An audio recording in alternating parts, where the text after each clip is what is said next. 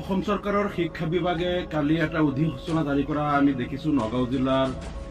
জিলা শিক্ষা বিষয়াৰ পৰা যে অহা 26 জানুৱাৰী কাইলৈ 26 জানুৱাৰীত ৰাতিপুৱা ভাৰতৰ ৰাষ্ট্ৰীয় সংগীতৰ লগতে বন্দে মাতৰম গীতটো বাধ্যতামূলক হিচাপে সকলো শিক্ষানুষ্ঠানত গাব দিয়া হৈছে আৰু বন্দে মাতৰম গীতটো গাই পেলাই এইটো ভিডিঅ' কৰি তেওঁলোকৰ এপছত আপলোড কৰিবলৈ নিৰ্দেশ দিয়া হৈছে। কিন্তু এই বিষয়টোত আমাৰ অলপ ক'ব লগা আছে যে বন্দে মাতৰম গীতটো সকলোৱে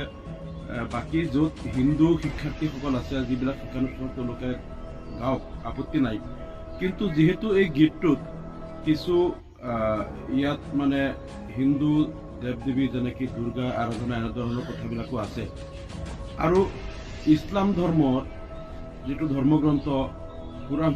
শৰীফত আল্লাহ তালাই কৈছে যে একমাত্ৰ আল্লাহৰ বাহিৰে অন্য কোনো উপাস্যক উপাসনা কৰিব নোৱাৰি বা তেওঁলোকৰ বন্দনা কৰিব নোৱাৰি। আৰু আল্লাহ তালাই কুৰাণ শৰীফত সমগ্ৰ মানৱ জাতিক যিটো মেছেজ দিছে যে গোটেই বিশ্ব ব্ৰহ্মাণ্ডৰ সৃষ্টিকৰ্তা, পালনকৰ্তা, নিয়ন্ত্ৰক একমাত্ৰ আল্লাহ তালা, মানুহৰ সৃষ্টিকৰ্তা, মৃত্যুদাতা আৰু সকলো জীৱ জন্তুৰ অন্নদাতা, সকলো একমাত্ৰ ক্ষমতাৰ অধিকাৰী আল্লাহ আৰু আল্লাহৰ বাহিৰে অন্য কোনো উপাস্য দেৱ দেৱীৰ উপাসনা কৰাটো আটাইতকৈ ডাঙৰ গুণা। ইছলাম ধৰ্মত আটাইতকৈ ডাঙৰ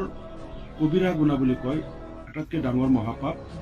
আল্লাহৰ বাহিৰে অন্য কাৰোবাক শৰীক কৰা বা আল্লাহৰ লগত শৰীক কৰা। গতিকে এই ক্ষেত্ৰত ইছলাম ধৰ্মৰ লোকসকলক বাধ্যতামূলকভাৱে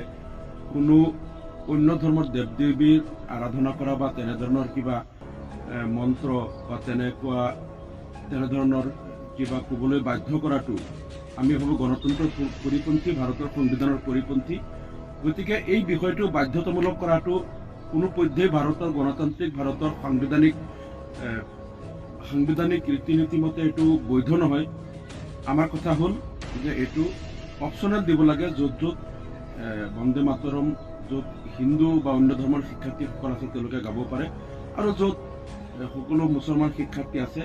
তাত অপশ্যনেল, যদি ক'ৰবাত কোনোবাই গাব পাৰে, কিন্তু বাধ্যতামূলকভাৱে এই গীতটো গাই পেলাই আপলোড কৰিব দিয়াটো এইটো এক হিচাপে ইছলাম ধৰ্মৰ ওপৰত এটা হস্তক্ষেপ আৰু ধৰ্মীয় যিটো আকিদা, বিশ্বাস বা ইছলাম ধৰ্মৰ মৌলিকতা বিনষ্ট কৰাৰ এটা ষড়যন্ত্ৰ। গতিকে এইটো আমি প্ৰতিবাদ কৰিছোঁ আৰু পুনৰবাৰ এইটো যিটো চাৰ্কুলাৰ জাৰি কৰিছে যে বন্দে মাতৰম বাধ্যতামূলকভাৱে গাবই লাগিব সকলো শিক্ষানুষ্ঠানত আৰু এইটো এপছত আপলোড কৰিব লাগিব, এই নিৰ্দেশটো প্ৰত্যাহাৰ কৰিবলৈ আমি দাবী জনাইছোঁ।